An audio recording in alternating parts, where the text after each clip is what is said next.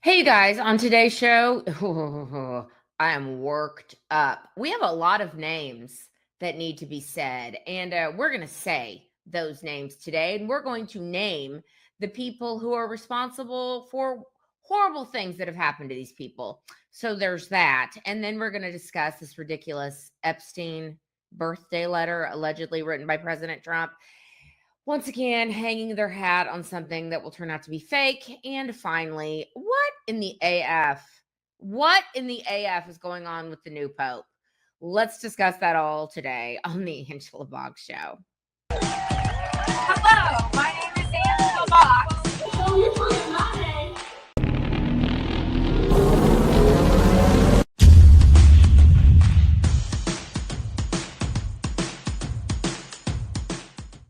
Okay, I am fit to be tied about these stories, you guys. I just did a cursory search of a few stories the media is ignoring.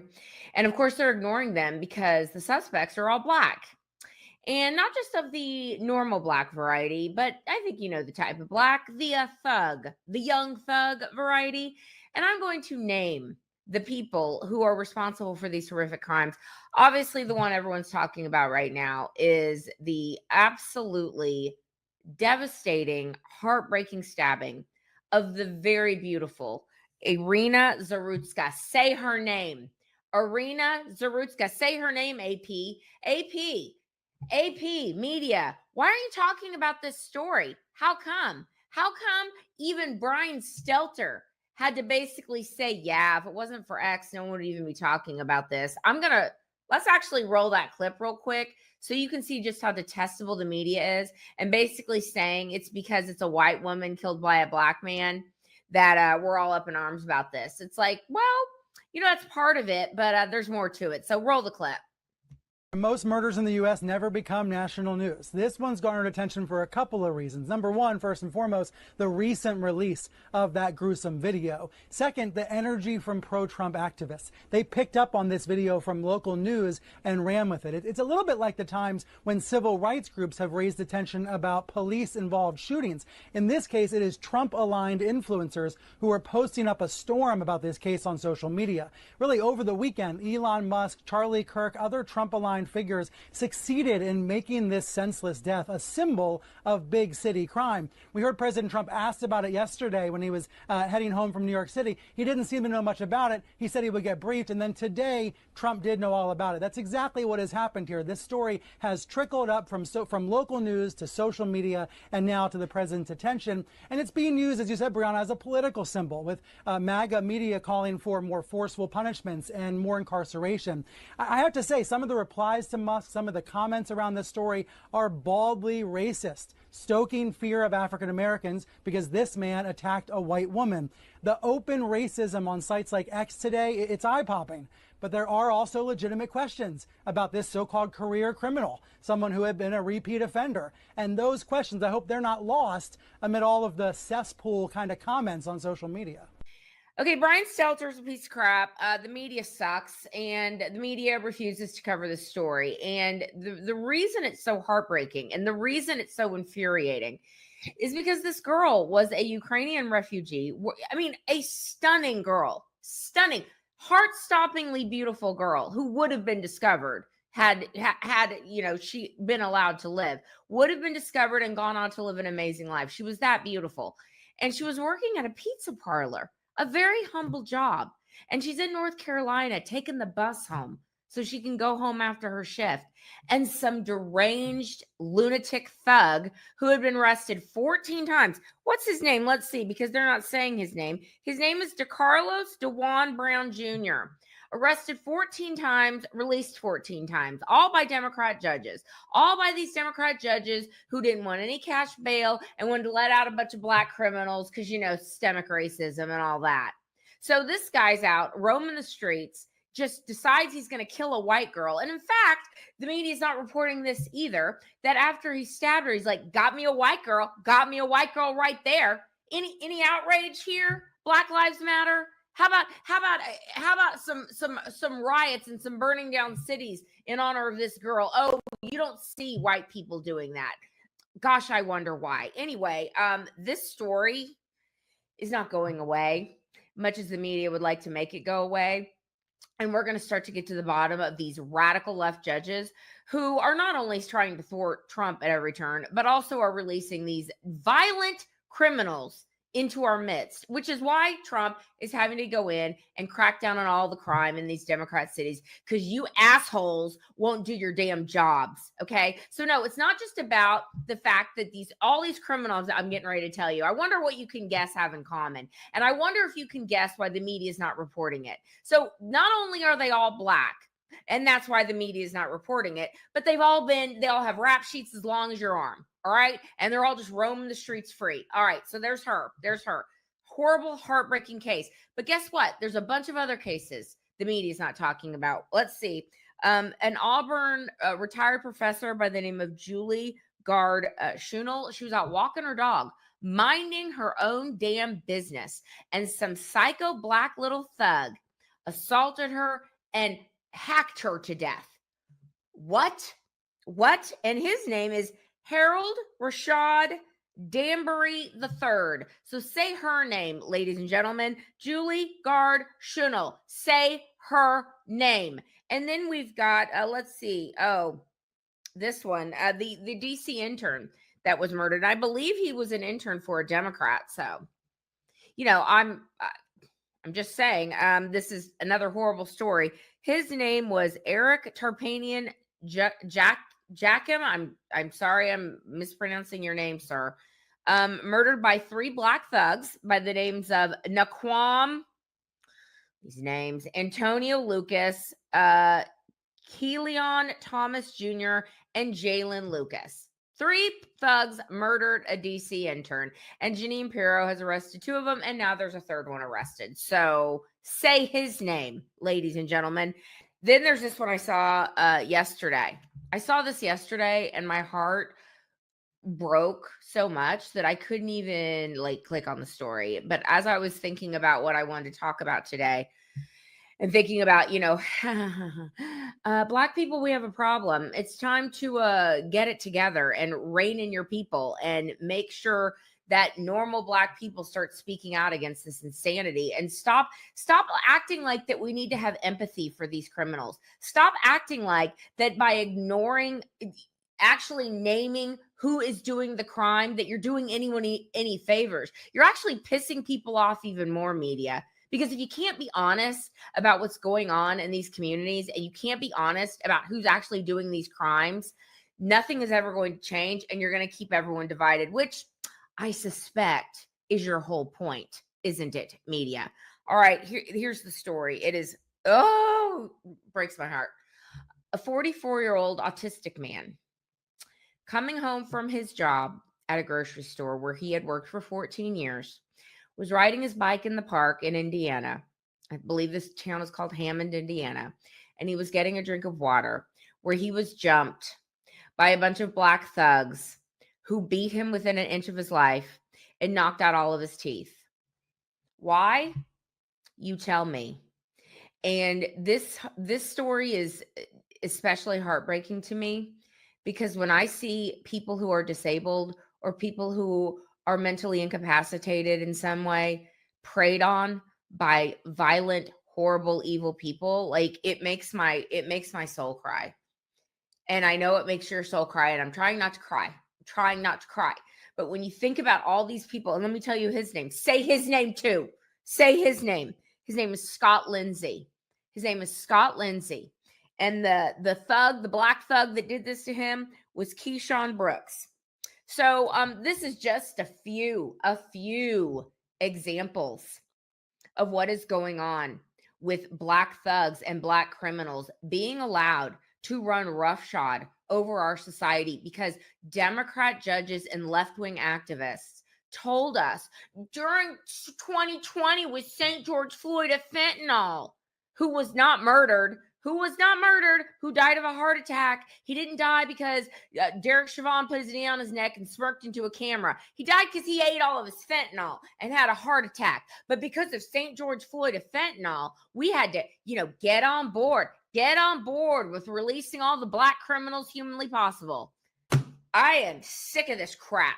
I am sick of it, and I am sick of the media pretending this isn't happening. This is why Donald Trump is probably going to have to do the old Insurrection Act to not only get these blue cities and blue states who are not working at who have actively said we're not going to work with ICE. We're gonna go around ICE. We're gonna make sure to hide all the illegal alien criminals. Not only that, but the Insurrection Act can be levied on these blue cities and blue state mayors and governors because they are refusing. They are refusing to lock up criminals, and therefore they are keeping their entire communities being held hostage. That's what's going on, all in the name of social justice. I cannot stand these leftists. They destroy every single thing they touch, and they need to be brought to heel once and for all. And there is now a representative, can't think of it off the top of my head. I should have looked it up.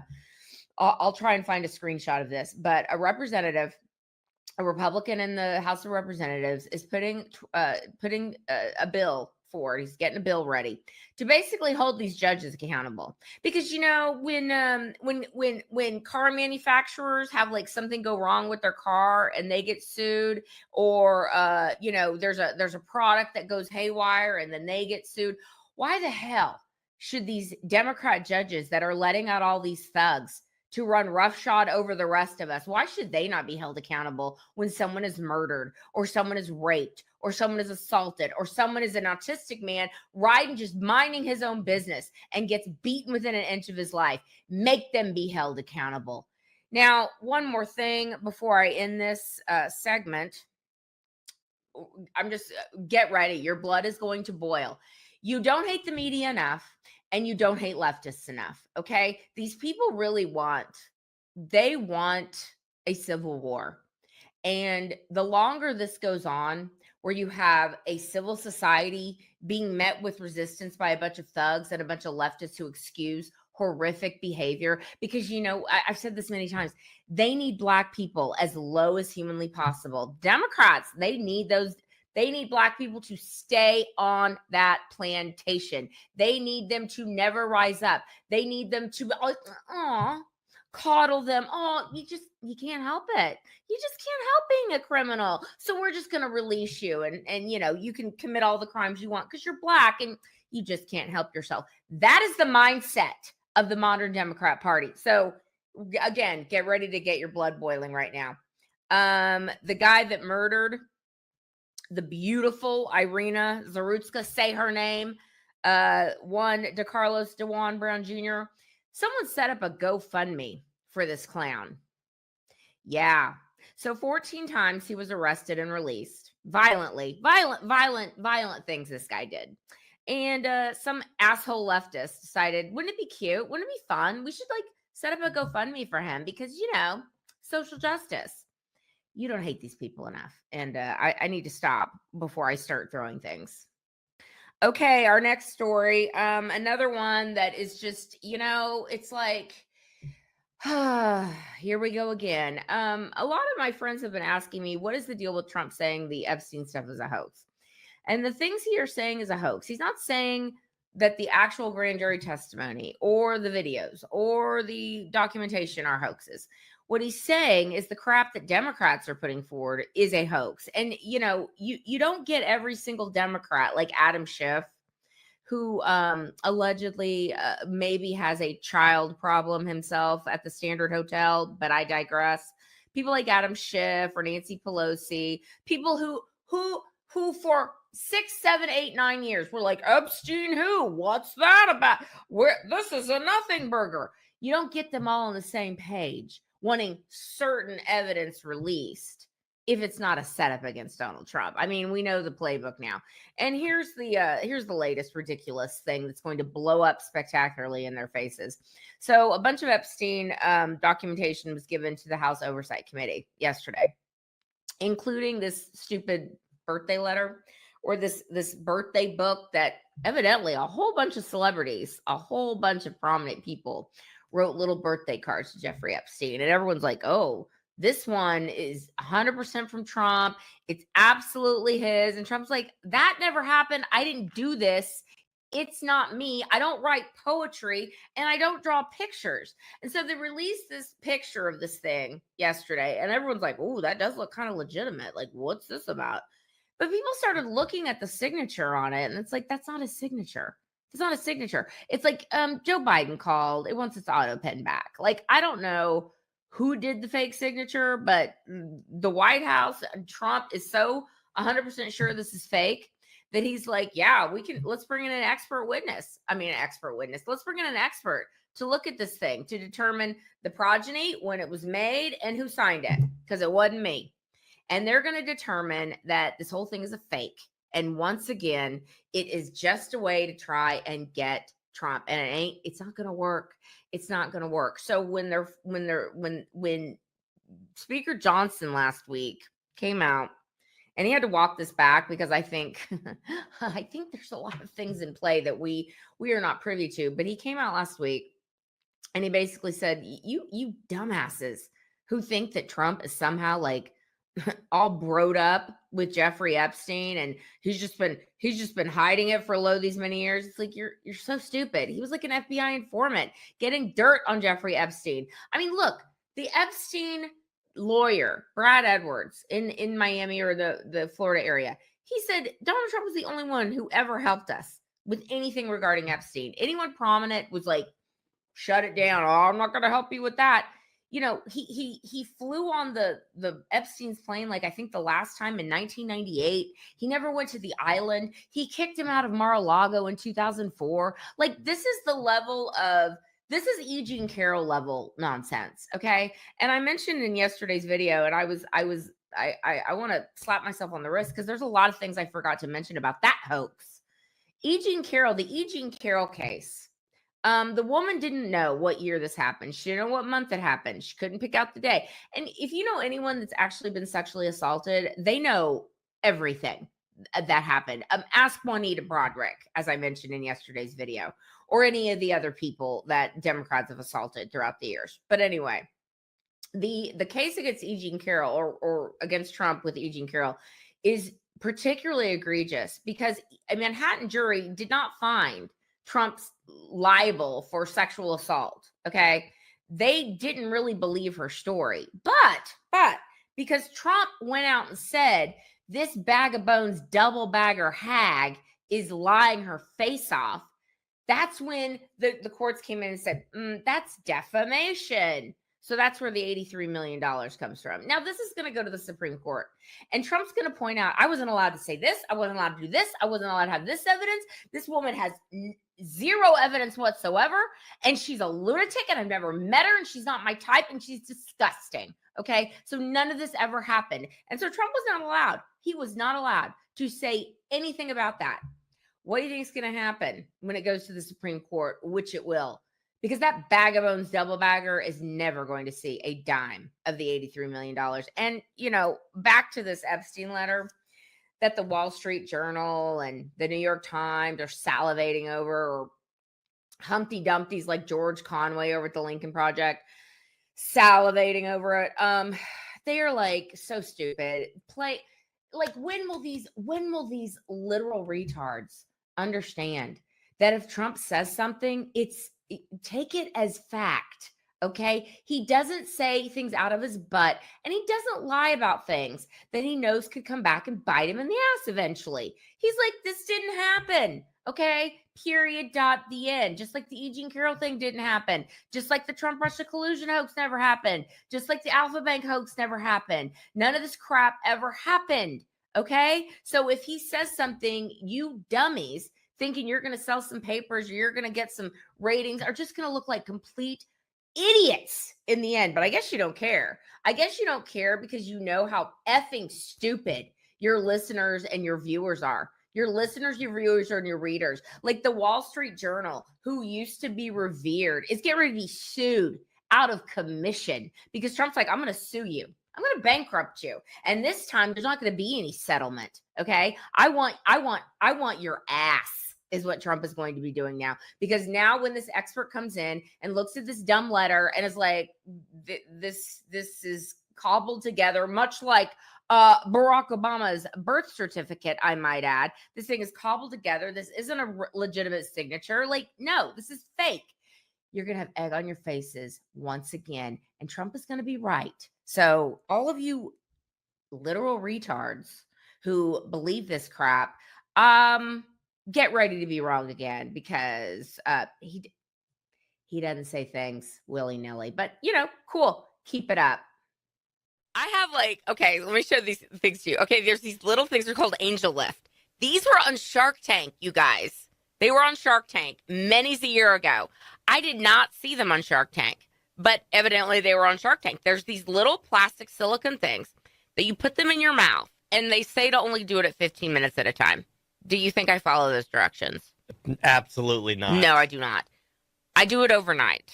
Okay, now they're like, please don't do that. It plumps your lips. It plumps out lines. It totally works. I'm going to insert a screenshot of a before and after that. I was literally shocked. I reached out to the company. I was like, you guys, look at this. And I was like blown away. So I got an affiliate code for you on this too. You're going to get 10% off. It is Angel Lift, ANGELLIFT.com/Angela Box Show. So you can go in, you can put in the code, or you can do that affiliate link, and you can do all the things. Okay, and finally, this pains me.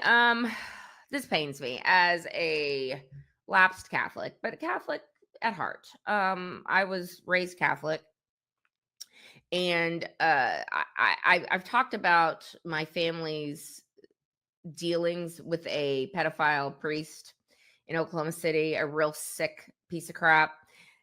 Named Ben Zeller. And the reason I'm saying his name, and I say his name, is because he was outed by the archdiocese. Finally, someone finally came forward years later and was like, yeah, this guy totally molested me. And he'd been one of those priests that was just punted from parish to parish, and he ruined every place he went to. And we used to have this vibrant, wonderful parish called St. Patrick's in Oklahoma City that this guy just took a shit on and destroyed. Anyway, last I heard, he's gone blind and he's been excommunicated. And you'll be going to hell soon, Ben, but, hang on for dear life while you can. Anyway, that being said, as a lapsed Catholic, but a Catholic still, I was kind of excited about Pope Leo initially. And his brother, who seems like a regular guy, like a Midwestern guy, definitely a MAGA guy. He says, my brother is kind of in line with Pope Francis, but he's also not a crazy person. But then the guy,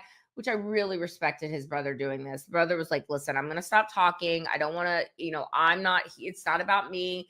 I'm not going to color the papacy of my brother. This is an amazing honor. This is like crazy. Who would have thought? Well, so last weekend, Pope Leo had a canonization ceremony for two new saints, one of whom is Saint Carlos now, I think is Agena. He's the first millennial saint. Now, if you know anything about Catholicism, beatification is the first step of someone becoming a saint. And I believe there are certain things that have to be verified, like miracles attributed to praying to this person for intercession of whatever. And then there have to be 3 miracles attributed that the Catholic Church has to sanction that, yes, these are legitimate miracles. There's no medical explanation, whatever. So the young millennial saint, everyone's like very excited about that. He actually brought his parents back to the faith, and it was a beautiful story. Well, one step forward, 2 steps back. So over the weekend on X, and yeah, let me tell you, thank God. Listen, side note, and I've said this on my radio show, Elon Musk purchasing Twitter and turning it at X is going to be one of the linchpins in history. It truly is, because now we're able to see what's actually going on without the media spin, because the media won't going to talk about this. Evidently there was a bunch of LGBTQ activists brought by some radical left priest who's probably a closeted homosexual himself. And it's like, and you're like, Angela, what's the big deal? We have to welcome in gay Catholics. And in theory, I agree with that. Okay. I think there's a way to welcome in gay Catholics without like saying, we completely support your lifestyle and all the things you believe in, all the degenerate things that these certain gay people were promoting as they walked into the Vatican. They were basically dressed like leather daddies. And on the back, they had like they had a vest on that says F the rules, except they spelled out the F word. Real nice. Real nice. I mean, that's really going to build some bridges there, gay community, wanting to be accepted in the, in the Catholic fold. Yeah, great idea. Then, evidently, Pope Leo decides to name, I only got this here, so I get the reading correctly. Pope Leo names pro-LGBTQ artist who hosted obscene exhibits to lead Vatican's Academy for Fine Arts. I mean, what in the actual? Okay. What in the actual? Like, why is this happening? Like, again, there's a way to say we welcome everybody. As Christians, we do welcome everybody. But, there are certain tenets of the faith that you can't just be like blatantly shoving in people's faces. Okay. Personally, my personal opinion is that gay people are born gay. Okay. I've known lots of gay people, and the gay people I've known have always said, I knew when I was a kid that I was gay. And I think that God doesn't make junk, and God makes gay people too. But if you read parts of the Bible, that is really strictly frowned upon. So it's a real balancing act, I guess.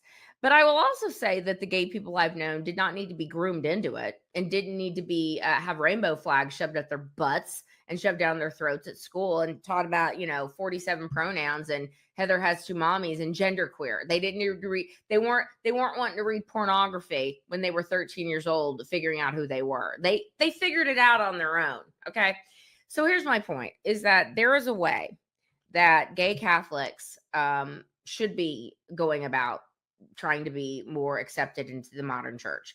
And it's not this way. Okay. It is not shoving your leather lifestyle in the faces of people at a ceremony that are honoring two new saints, like very, very religious people and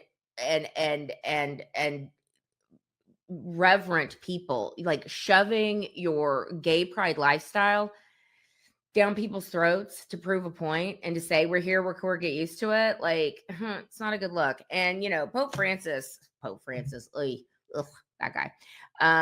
Pope Leo should have put his foot down and said, get them out of here. This is not the time or the place. And I'm not saying he knew exactly what was going on, because it was a big gathering. But the minute this popped up on X, someone in the Vatican should have found them and kicked them out. Like, enough is enough of this degeneracy. Because if we want people to come back to the faith, we need to act like it. Okay. We can't act like that, let's put rainbow barf everywhere and in the churches and, just whatever, anything goes. Like, no, we have to get back to dogma. We have to get back to actual faith and what is in the Bible. And guys, again, as someone who believes the gay people are born that way, and as a Christian, it's an interesting needle to thread, but I think it can be done. And I just don't think Pope Leo is going about it the right way. But let me know what you think about all this. And on that note, that is my time for today. So please like, subscribe, do all the things, and I'll see you in the next video. I will be done. Bye.